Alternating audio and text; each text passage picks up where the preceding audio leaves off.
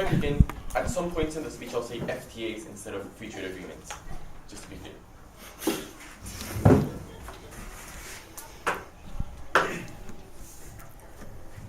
The complex and far-reaching nature of free trade agreements means that the only way to accommodate for them within a functioning democracy is to submit them to referendum. This mechanism compensates for the injustices which are inherent to the current process. On side proposition will substantiate her case through three arguments: about why referendums are justified, improving free trade, and about extremist politicians. But before substantive, let's look at the definitions and the model. Free trade agreements are bilateral or multilateral deals that include significant reductions in protectionism and trade barriers, like a NAFTA or the TPP. A referendum is a legally binding general vote on a specific political question and requires democratic states to hold a national referendum. This is our model and has three steps. 1. The final measure for ratifying any FTA would be to hold a national referendum. This will occur after executive and legislative approval. 2. Past FTAs will also be up for referendum. They will have to be renewed through a policy. And thirdly, we will make the content of all FTAs available to the public. This will be done by directly releasing the document's drafts, as well as concise summaries of all FTAs in government websites and public media. These will be accessible at least 6 months before the referendum, and governments will be actively involved in informing the people about the contents. So now let's move on to our first argument, about why FTAs require referendums. We recognize that FTAs constitute a framework of limitations and requirements for the rest of a country's political system, being as determinant as general elections or constitutional amendments. So why is it that FTAs are so important? Because 1, they limit sovereignty. This is done by restricting the government's ability to shape their own policy, and 2, by allowing other countries to directly circumvent your own authority. For example, the TPP dictates how long intellectual property rights should last. And Chapter 11 of NAFTA stipulates that foreigners can sue other firms in member countries in international courts. But court in Ottawa, finance in Guadalajara, and the Mexican government will have no say in the matter. But secondly, FTAs are so important because they have widespread economic effects in areas such as infant industries. Opening up trade could weaken infant industries by exposing them to more developed competitors who produce the same goods at lower prices. Or on the other hand, it could allow investment to flow in, exposing the firms to more consumers, as happened in the Argentina-EU FTA. But why is it that these effects actually happen? Because FTAs aren't normal law. Instead, they are far-reaching and propose regulation in many vastly different areas. FTAs like Mercosur regulate internal communication, diplomatic cooperation, state-owned enterprises, environmental quotas, investment, antitrust laws, and even how trade should be done with other non-Mercosur countries. This is because the objective of FTAs is to unify markets and eliminate barriers. Standardization of many laws is necessary for the exchange of goods to actually be feasible, and thus FTAs lay out entire frameworks for states. This means that FTAs represent huge impacts and drastic changes for a nation. I'll take you in a second. We posit that this depth of impact requires a referendum. Why? Because FTAs are determinant in the sense that they represent a value judgment of how our economy should look like and what should be prioritized. Before moving on. Globalization, including FTAs, has lifted literally billions of people out of subsistence poverty. Do you concede that free trade agreements are usually a good thing economically? No. We do not say that free trade agreements are inherently bad. That is not something that side proposition is standing by. We're just saying that in the status quo, there are many provisions which are directly harming huge sectors of the society, as we'll especially prove throughout the second argument. So moving on with the first argument. Because FTAs are so determinant, and they basically create a value judgment for how economy should look like. And this is a criteria for which direct public participation is triggered in indirect democracies, when decisions must be made about how it is that decisions are taken. That is when frameworks need to be laid out. This is what happens when we decide on our heads of state, who will make extremely long-lasting decisions, or when we modify our constitutions and consequently the interpretation of law. In conclusion, if we allow people to vote in general elections and constitutional amendments, no sane democracy would neglect the population from voting in FTAs, which have so far-reaching and a broad effects. So now let's move on to our second argument, about improving free trade and, if you will, making it great again. This argument will prove that at the moment, free trade isn't working as a means to benefit the whole of society, directly answering to your point of information, because FTAs aren't responding to the needs of a population, and the policy basically improves this status quo. This is because even though free trade is not inherently bad, it is being implemented in harmful ways, and there are certain areas within FTAs which are terribly damaging for the economies of the nation. Before going on to the examples here. Within areas that might, in the short term, lose out due to free trade agreements, are often benefited in the long run because the government has more revenue to invest in these Just areas. listen to this argument. There are systemic problems within FTAs which are constantly undermining the democracies within developing nations and the economies within developing nations in long-lasting effects, not only on the short term. Just listen to this argument. So what are the problems with FTAs in the status quo? 1, there's free trade of financial capital, which leads to dangerous capital flight. Two, there's stringent patent laws which limit innovation that protect the profits of multinationals. And three, there's unfair tariff escalation which don't allow developing nations to diversify the economy, condemning them to the sole production of raw materials. Free trade, as it exists right now, has allowed jobs to be outsourced while at the same time imposing limits on the taxation of the wealthy. This has made it impossible to foster new industries that can provide for the newly unemployed. 2.4 million jobs were outsourced out of the USA in 2015 alone. This means that 1 out of every 6 Americans are unemployed due to poorly negotiated FTAs. At the same time, FTAs can have terrible effects on health and medicine. The TPP, for example, would raise the cost of antiretrovirals by over 40 times in countries like Vietnam and Brunei. This would have terrible effects and translate to HIV/AIDS mortality rates increasing dramatically. In the third world specifically, free trade has crushed African economies. FTAs with the EU has led to over 80% decrease in import revenues for Cape Verde, and around 3/4 of Ghana's industry has collapsed. Free trade has led to massive capital loss worldwide towards the pockets of elites and corporations. But why is it that FTAs have been enacted if they're so harmful in these specific On this situations? point. No, thank you. Because there are specific reasons that affect FTA approval process. One, there are lobbies. You have very powerful and vociferous institutions that represent very specific groups in society. Money in politics has largely distorted the objectives of FTAs. The bilateral Chile-Canada FTA has allowed mining corporations the ability to retain all profits without paying the host nation, while at the same time loosening environmental protection. This has cost Chile $5 billion. But these problems are not specific to only this FTA. These problems are actually systematic.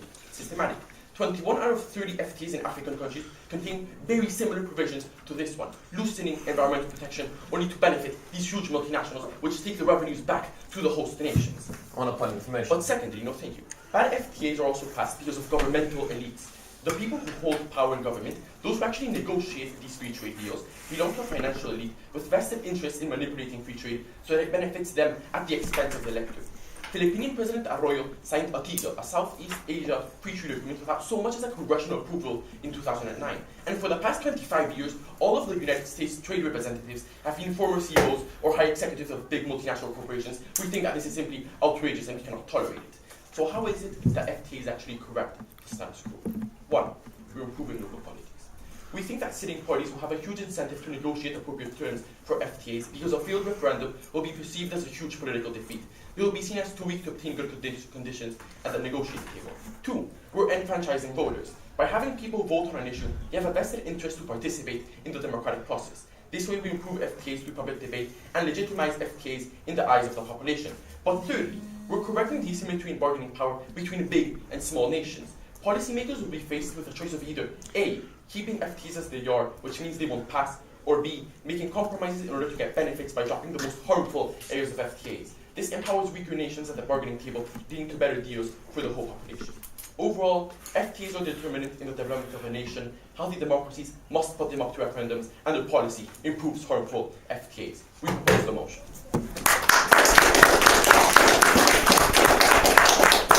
Thank you, Lorenzo de la Fuente. I'd now like to call Sean Lee. Speaking time was 8 minutes and 2 seconds.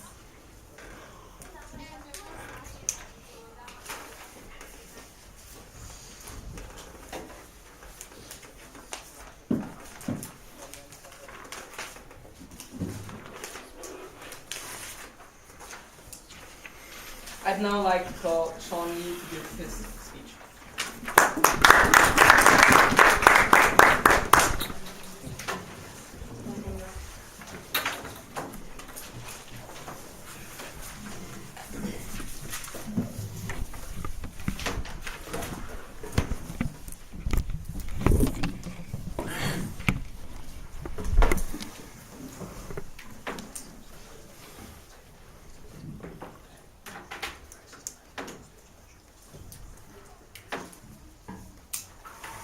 Perhaps the greatest tragedy of our modern world is that millions are shackled into poverty of unexploited potential, denied the freedom to go as far as their hard work and talents would allow. We say they're shackled, and we say free trade agreements give them better. And that's why today we are calling out the bluff of Team Peru of their project fear. I have 2 points of contention. First, do free trade agreements require referendum? And secondly, should governments negotiate these free trade agreements? So firstly, let's talk about whether free trade agreements require referendum. What do we hear? We hear that free trade agreements limit sovereignty because they limit what the government can do in the future. Hold on, guys. Isn't this what all governments do to begin with? Technically, any action that a government does binds its successors in some way or another. For instance, if a government decides to say, build more schools and borrow more money to build more schools, this means in the future, more governments will have less money to build things for their people in the future, but more importantly, have to impose higher taxes upon the people. So technically, all governmental actions already have some kind of binding effect upon future generations. We just don't buy that truck. No, thank you.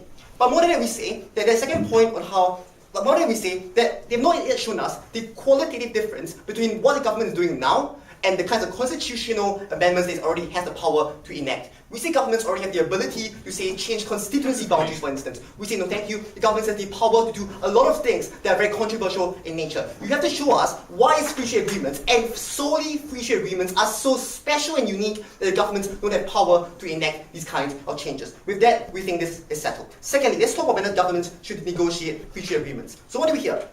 The first point we heard was that this can create far-reaching economic implications. I'm sorry, but the governments already are allowed to enact, say, fiscal policies. This means that the government is allowed to say, decide how much they like to spend, but more importantly, decide how much they like to tax. This already has far-reaching implications. If you already allow the government to don't have these kinds of immense economic powers to begin with, you need to show us why this is not within the purview of powers that governments already have within their oversight. But more than that, we say, how is this actually anything different from taxation? You need to come up with a second speaker, hold on, to show a dichotomy between free trade agreements and taxation, because arguably, all of these kinds of policies that the government already has power over have far-reaching economic implications to begin with. Before I go on, yes? Would you require legislative approval of FTAs? First of all, we say yes, because ultimately, we think that the government negotiate the FTAs, but then let the MPs or the congressmen then approve the FTAs. We think this is significantly different than allowing the entire populace and electorate from deciding this, which I will further show you in my substantive. So I'll flag out for you later. We then heard that MNCs receive benefit, and he gave us the example of how there's capital flight to elites and how they outsource jobs. Panel, if you listen carefully and if you check your flow, you will realize that all of these arguments were just one-liners and name-dropping of the effects. We didn't hear a very good analysis as to why this was the case. But I would like to put to you a counter-narrative. We say that in free trade agreements, what happens is you increase competition, you decrease the prices of these goods. This means the ordinary consumer now has more access to more goods because now there's more companies competing for the same market space, and therefore this drives down prices. There's a good effect on the first level. On the second level, we say, no thank you, the developing countries and the corporations within these developing countries and small and medium businesses will now have the ability to access foreign markets, which they previously would not have the ability to do so because of tariffs, which we will now remove. We say that's fundamentally and significantly good outside the house. We don't think they've dealt with that point. No, thank you. Finally, they told us that powerful business magnets have influence in backdoor negotiations when FTAs are concerned. We reject this. We say it's even worse on your side of the house, where these powerful magnets have more power in referendum, where they can spend more money on more advertisements and therefore influence the people. For instance, we give you how people like Rupert Murdoch have very powerful business connections and media control in Fox News to influence the minds of people, so we just don't buy that notion. Now on to our substantive arguments. We'll forward you with three substantives. Firstly, I'll be talking to you about why this decision should be the responsibility of a democratically elected government. Secondly, why free trade agreements are an enormous opportunity that this policy from Team Peru will cut off. And lastly, my second speaker will talk to you about how free trade agreements regenerate stagnant regions and how referenda will fundamentally make these ineffective. So firstly, why should this be the responsibility of democratically elected governments? There's an easy mistake to make here, and we suspect that Team Peru has already made that mistake. That is the fairest and therefore the most legitimate government is the one which holds the most referenda. We disagree. We disagree because we think that on the principle level, referenda are terrible ways of expressing citizens' preferences, and that democratically elected governments do a better job of achieving the goals which their citizens want. Panel, we think it's not a coincidence that the vast majority of states in the world do not hold a referendum on every single issue. Why? Because most reasonable people will conclude that they will not be able to make good political decisions in most cases, and should instead pass the decision-making onto someone that they trust. They have many good reasons for doing this. Perhaps they work long hours and haven't had the time to inform themselves regarding the issues. But even if some people themselves feel qualified to take on this burden, we put to you that this is morally questionable in that they are willing to expose others to the flaws and weaknesses of their own decision-making. This is particularly true when these decisions affect people in faraway countries, which these voters know nothing about. We don't think the 15-year-old in Phnom Penh will be particularly impressed to find out that her economic future had been gambled away on the whims of a middle-income white guy in a city she will now never see. What we can see from this is that people should not bind themselves and others based on faulty guesswork, no thank you, but should pass the responsibility for decision-making onto the government. So that, while democratically elected governments better? Panel, we put to you that understanding the far-reaching implications of a given policy and then making a final judgment requires, no thank you, an extensive amount of effort spread over years of diligent work. Any fair society will ensure that such judgments are handled by people with the time and expertise required. We still want citizens to express their preferences by selecting officials to hold office, no thank you, officials whom they trust to strive for certain outcomes. What we can see at the end of this substantive is that in the world of Peru, uninformed and morally questionable decision-making will take place. In contrast, on T-Mills we showed you that elected officials should be able to use their expertise and professionalism to translate the desires, of the desires of their citizens into concrete and effective policies. We have shown you that on a principled level, referendums are deeply flawed. We prefer a fair rule, we prefer democracy. Before I move on to my second substantive, yes sir. If FTAs are inherently good, then why do you require legislative approval and don't just let technocrats? I'm sorry, you were the one that conceded FTAs were technically good to begin with. The question therefore is who should decide these kinds of things, and we say ultimately we should leave it to the legislature and the government. Okay, then my second substantive as to why free trade agreements are an enormous opportunity that this policy will cut off. Just to be clear, and what is at stake when people make this decision, there's the prosperity of millions all across the world, ladies and gentlemen. We think it's absurd that Team Peru today would risk the livelihoods of nations in a process as flawed as the one I will now outline.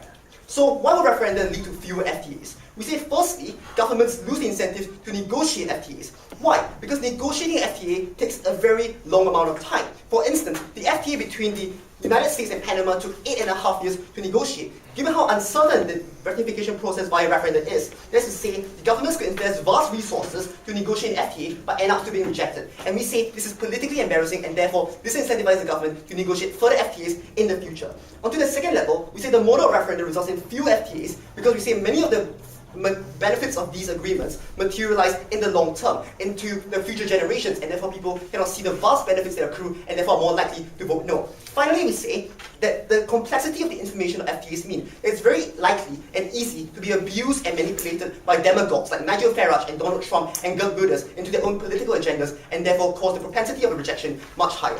Ultimately, because we generate more wealth for all people, we re-energize regional economies, and we unleash the potential of developing ones. Team Peru today endangers this vital catalyst for prosperity. We're very proud to oppose.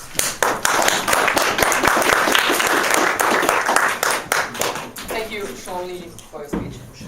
Speaking time was 8 minutes and 7 seconds. Now, please welcome Rafael Shimabukuro, the second speaker of the proposition. Yeah, I'm sorry, judges, I was lost. Yeah, just 1 second. Yeah, I'm very sorry.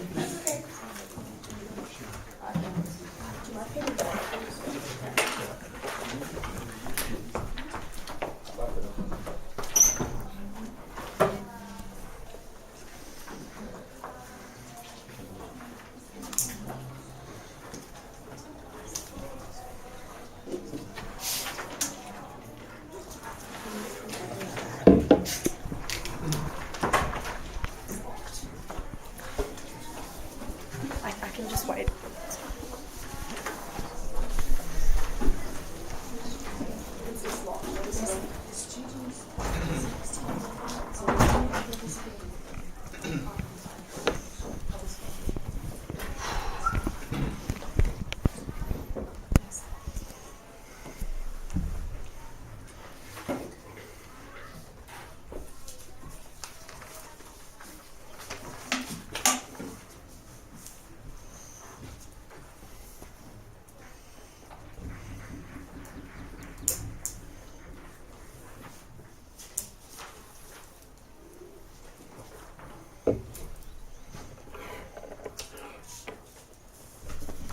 So then, now please welcome Rafael Shimabukuro, the second speaker of the proposition.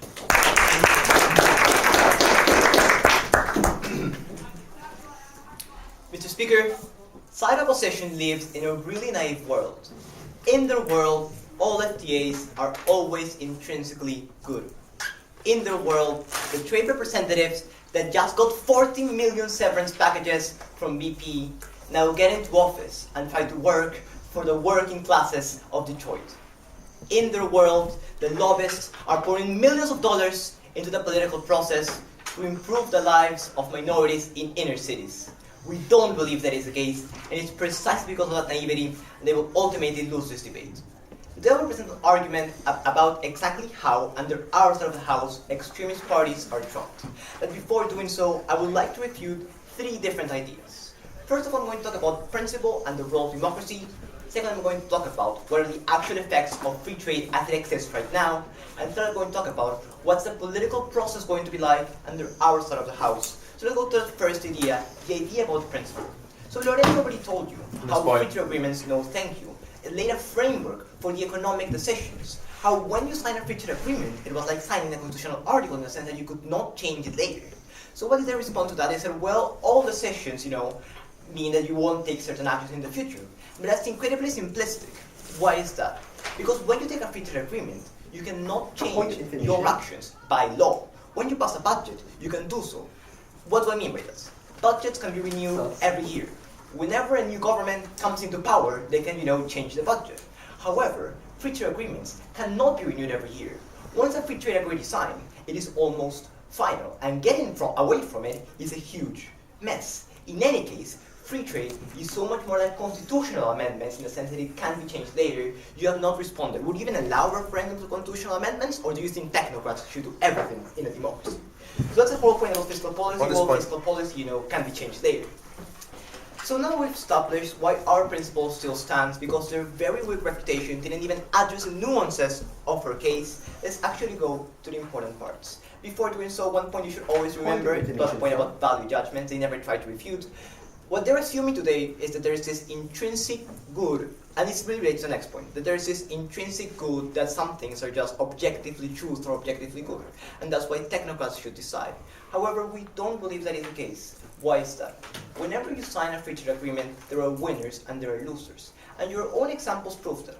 Because they said, well, when you sign an FTA, for example, it means that consumer prices go down. So if we accept that is true, we have to ask ourselves, why do they go down? They go down because jobs get moved to China where labor is cheaper. So whenever you sign an FTA, you have to decide what you value more. Do you value the wages and livelihoods of those in your country? Or do you value cheaper consumer goods? We believe that there is no correct answer to the question, and the people who should decide what they value more are the people of the country that are actually going to get affected, not lobbyists or technocrats that only have to gain bigger salaries. So on principle, we're still taking that point. So now let's go to second clash, the about effects. And I've already hinted at that. But before doing that, I'll take your point now. You told us that industrial jobs in the US would be outsourced under FTAs. You also then later told us that infant industries, like industrial sectors in poorer economies, would be held back because of FTAs. Which of these statements is true? It's not like economy is just one this huge blob. There are many different industries and there are many different corporate interests. Exactly what do I mean by this? For example, car manufacturing jobs in the US got moved to Mexico after NAFTA. But the farm lobby in the US also made it that the US still kept tariffs and even still kept subsidies but had no tariffs for their own goods in Mexico. So the car industry moved to Mexico and the corn industry stayed in the US. Both people and both vulnerable working classes were in the end damaged. There are different corporations. But okay, now let's go to the actual point about the effects. And what they tried to say was that there were no real tangible damages, no thank you, from free trade agreements. And what we tell you is 2 things. First of all, we're not arguing that all free trade is intrinsically bad. Can free trade lift people out of poverty? Yes, absolutely it can. However, what we are telling you is that as it exists right now, there are certain professions which must change. There are certain professions that are actually harming people, and Lorenzo already explained them. To what did they respond to that? They said, well, it's very short term and employment is eventually going to be balanced. We just don't believe that is the case. Why is that? Because not only is it short term, as you yourselves conceded, is going to happen when you talked about how there was going to be short term unemployment, so I don't see where your point came. But secondly, we tell you that in the long term, it doesn't happen. Why is that? Because FTAs that exist right now cut back the state, and they cut back the ability of states to levy taxes and to actually intervene and help those who are damaged by FTAs. That is exactly the reason why since 1994, incomes of working class Americans in the Rust Belt have not increased to the rate of inflation, and why their life expectancy has actually gone down 2 years. So clearly, if it cannot happen in 20 years, we don't think it will happen in 100 years, and in any case, we think people should have a right to decide. No, thank you. So now let's go very quickly to the last point about what about the political process and our side of the house. So what did they tell us? They told us that, well, it was going to be bad because corporations are owned by lobbyists and corporations are owned by big business. And yes, we do believe there are some corporations like Fox News that are owned by big business. Although Fox News can be very influential within a very fringe minority, we don't believe that corporations just can influence absolutely everybody, especially in the current landscape when people are starting to doubt mainstream politics and the establishment even more. So thank you. That's why you have a rise of things like internet journalism, for example. Then they said that, well, people can take good political decisions, especially those who work in 12 hours. We'd argue that those who are working 12 hours are the ones that have the most to lose from FTAs, so of course they're going to inform themselves. Not like people don't care about their own future. Lastly, I want to say one more very important thing about the political process. Because they were kept arguing that FTAs were always intrinsically good.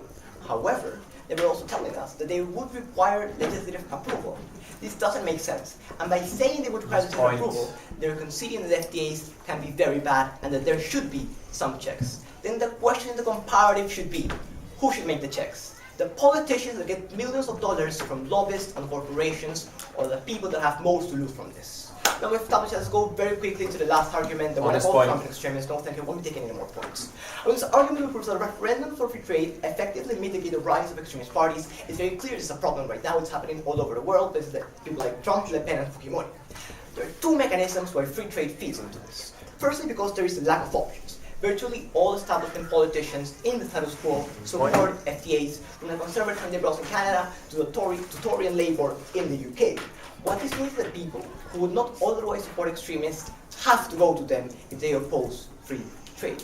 However, the way in which we're changing it is that we're giving them an option. If I oppose free trade, I no longer have to vote for this loony candidate. There is more mainstream, more common sense things I can actually vote for. Second mechanism, alienation. Is that the narrative that extremists use is one of a crony consensus of politicians, bureaucrats, and technocrats that are running our democracy. We believe that this is especially ingrained in free trade because free trade, as Lorenzo explained, means a loss of sovereignty. So when it is technocrats, bureaucrats, and politicians, the ones that are deciding on this agreement, the narrative of extremists is only perpetuated. They believe they're selling their country for their own self-interest with exactly zero regard for the global population. The very fact of giving people a voice, of saying that they're the ones that are choosing, and not bureaucrats and technocrats, completely undermines the narrative of populists. It completely takes away from their oxygen and exposes them as single-issue candidates. And so, because free trade is not intrinsically good, and the ones that should decide who benefits the people are the actual people, is that we're going to take this debate.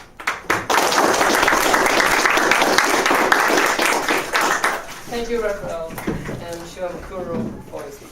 Speaking time was 8 minutes, 12 seconds.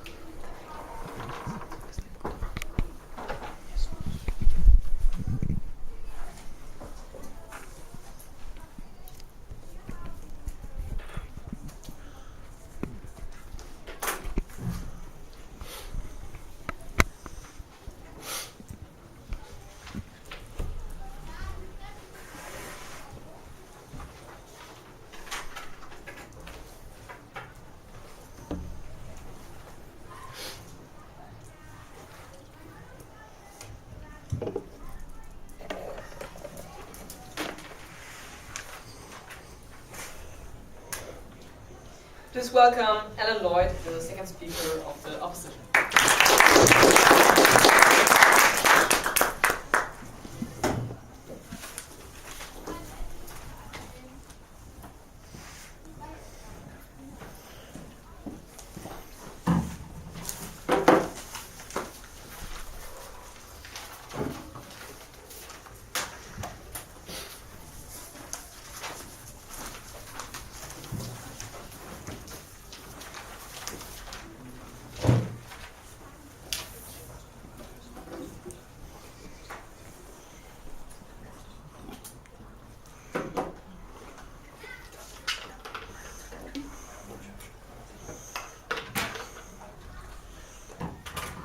Ladies and gentlemen, we don't think the 15-year-old girl living in poverty in Phnom Penh would be particularly impressed to find out that her best chance at a stable economic future has been gambled away on the whims of a Western middle-class man living in a city that she will now never get the chance to see. And that's what happens when you have referendums on free trade agreements, ladies and gentlemen, and that is why we stand proudly in opposition. I'm going to talk a bit today about how free trade agreements regenerate stagnant regions within wealthy countries and about how referenda make this regeneration less effective. But first, I'd like to discuss what we were brought by the proposition today. 2 questions in rebuttal. Firstly, who will be able to make the best decisions on free trade agreements? And secondly, are free trade agreements good?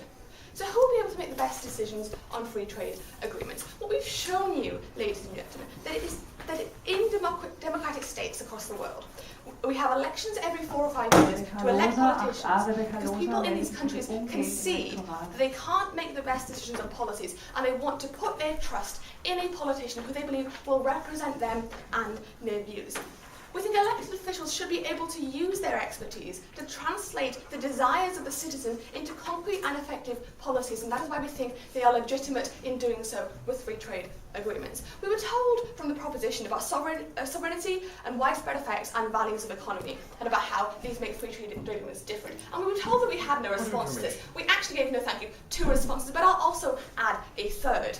Firstly, we told you that any action binds its successors. We said that, like taking loans out binds the successors, it binds the government in 10 years' time to pay back that loan. Any sort of policy that a government undertakes binds its successors. So if you're going by that metric, you should be having referendums on everything. Secondly, we told you that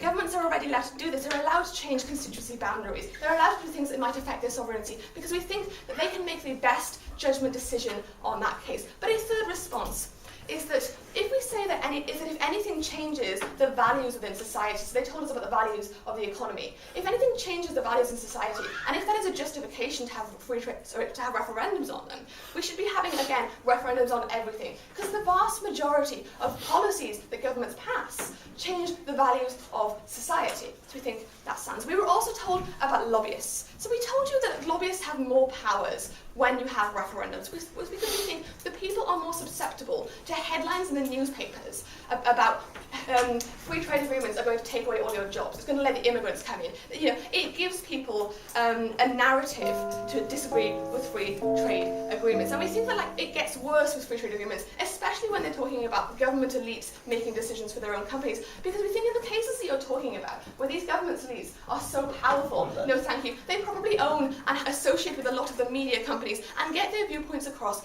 that way. So this still applies. We were told about extremism, no thank you, by the second speaker. We think extremism is actually helped by referendums. They brought up the example of the UK, so I feel justified talking about it. Right? They told us about how people are turning to the UK because they have no other choice. In fact, the Brexit referendum gave a platform to UKIP to spread its biased, xenophobic and extremist viewpoints. No, thank you. I'd like to point out that the UK made up a lot of the support for the Brexit and gave them a powerful platform to express their views. So we think that doesn't stand. We also told you about making decisions for other countries, as I told you in my opening, to which we had no response. Secondly, are free trade agreements, no thank you, good. Three reasons why free trade agreements are good. Firstly, it helps consumers because prices drop and they can buy goods cheaper. Secondly, it means that productive businesses have larger consumer bases so they can sell more, have more profits, and then employ more workers. Thirdly, it empowers the developing world because MNCs are more likely to set up factories there and develop infrastructure and train the people working there and provide jobs. We think those are good things. We were also told, firstly we were told by the first proposition speaker that free trade agreements are good. Then we were told by the second proposition speaker that sometimes they can be bad. Okay, let's just let's just take them at sometimes it can be bad. Let me tell you how we make good free trade agreements when there are no referendums. When it is done by the legislature, when the government decides, if maybe they don't like the terms of the free trade agreements, they can go back to the negotiating table, no thank you. They can go back and say, can we have a bit more of a compromise? Whereas if there is a referendum, the people have said no, they don't want that, which means the governments are very reluctant to go back to the negotiating table and negotiate a better free trade agreement. They also told us that a lot of people lose their jobs in the short term. I'll discuss this more in my third argument. So moving on, how free trade agreements regenerate stagnant regions and how referenda make this regeneration less effective. I'll be talking about this from two viewpoints. Firstly, what happens to stagnant regions when free trade agreements are ratified under the status quo? And secondly, what happens when free trade agreements are put to a referendum? So what happens to stagnant regions when free trade agreements are ratified under the status quo? We see the industry in these areas can't withstand the competition brought by free trade agreements, and in the short term, these industries might struggle. And to some extent, we think that's a good thing. It is worth noting that areas of the economy that rely on government protection from competition are unhealthy. Why is this? Two reasons. Firstly, when an industry is insulated from competition, inefficiency and waste is allowed to continue because the company can survive without rooting it out. Secondly, the company is not put under pressure to innovate and become more productive due to the lack of competition. What happens then to these companies when free trade agreements get ratified under the status quo? We recognise that in the short term, previously protected companies might face a bit of decline. Before I go on to talk about what happens in the two different cases here, I'll take the point of information. Why do you think politicians should be the ones to decide that abstract macroeconomic benefits are better than actual losses of unemployment for the livelihoods of millions of people? Okay, so you seem to be under the impression that that no good things can come from free trade agreements. But I'm going to explain a bit about how, yes, some people might lose some jobs in the short term, but in the long term, they are benefited overall and they gain jobs in more productive industries. So we think in some cases, these companies reduce inefficiency and waste and they innovate more, so they succeed. In other cases, yes, some people do lose their jobs. But let me tell you how free trade agreements actually help these people in the long run under the status quo. Firstly, more productive industries will now grow due to the larger consumer base they will now have. And in order to grow, they need land and they need labour. So they're going to go to these stagnant areas where industries have failed, and they're going to employ people, and they're going to rent land. So we think that in the areas where people have lost their jobs, they now are employed by these new productive industries. Secondly, we think even if these more productive companies don't establish branches in the stagnant areas, they still need more workers, so that still occurs. Thirdly, we think even if both of these things don't happen, the increased government revenue from free trade agreements empowers government to regenerate stagnant regions, as I told you in my POI in the first speech. So what happens when free trade agreements are put to a referendum? We think that if the referendum result was that free trade agreements were to be ratified, these industries and companies remain stagnant, so we think, and we've already explained why that is bad. If the referendum results in a free trade agreement being ratified, we think the governments are now less incentivized to look after these areas because the people in these areas voted against the government and are likely to never vote for the government in the future, which means they're less incentivized to invest in these areas. So because we think that free trade agreements actually benefit these areas in the long run, and because these benefits don't occur if there are a referendum, we are proud to oppose.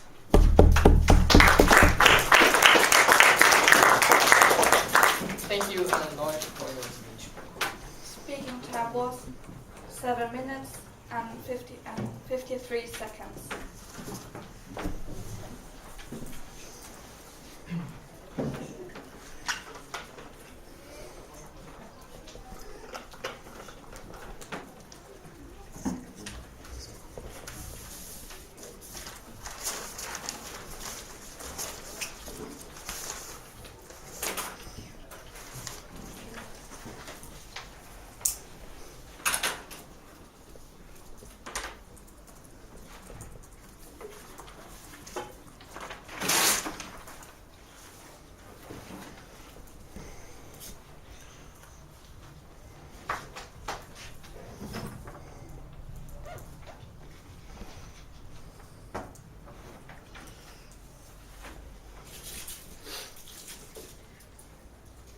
It's now a pleasure to ask Lorenzo Pinesco to give his speech.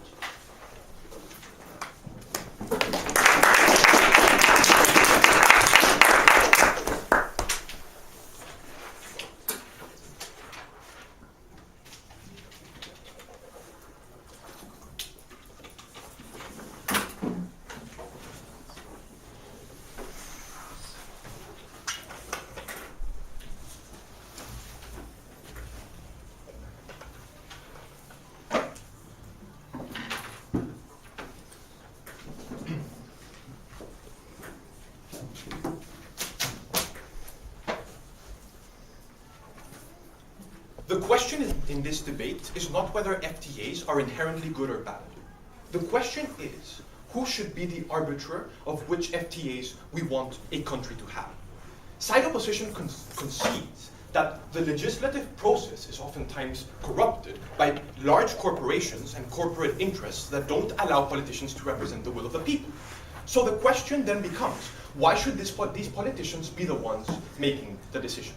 Side opposition has given no response to this point. And it is because of this reason, and many others, that the motion will ultimately stand. 3 points of contention. Number 1, what are free trade agreements actually like? Number 2, which side of the house is consistent with democracy, and who should actually be the arbiter? Question number 3, what are the socio-political effects of this policy? Let's begin with this first clash point, perhaps the shortest. What is free trade actually like? Now, what we believe is that free trade is neither inherently good nor bad. Rather, that the selection process that exists in the status quo means that there are very specific provisions that can make free trade very harmful. For example, the intellectual property laws stipulated in the TPP would raise the cost of retrovirals for HIV by over 40 times in countries like Vietnam. That is obviously not something that is good. Now, we think that side opposition hasn't been accurate in responding to the reasons about why free trade is actually bad, like, the corporate interests. But then they tell us, no, free trade is obviously great. Why risk the idea that people might not pass it? What we will say is people will pass it, just the FTAs will be better. In cases that they don't pass it, we think that's legitimate, but I'll talk more about that in the third point of clash. But moreover, we think that free trade agreements aren't inherently better. There are numerous harms that must be considered, like the fact that they harm infant industries, that this idea of harmful patent laws, this idea that they can cause capital flight. Life expectancy of the working class in the US has declined by 2 years after the approval of NAFTA. Like, how are these free trade agreements so good that we shouldn't even risk referendums? But in any case, if they are so inherently good, side opposition has still been unable to answer why then should we require legislative approval. So let's move on to the second point about the principle.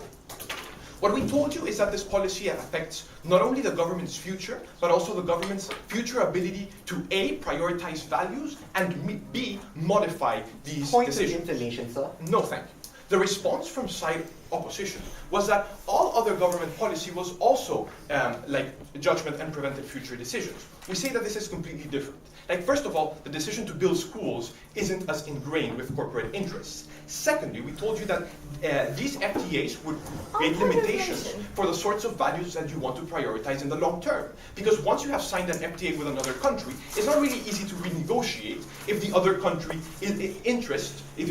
interest isn't met. Therefore, your ability to, for example, prioritize workers instead of abstract macroeconomic benefits is completely given away. And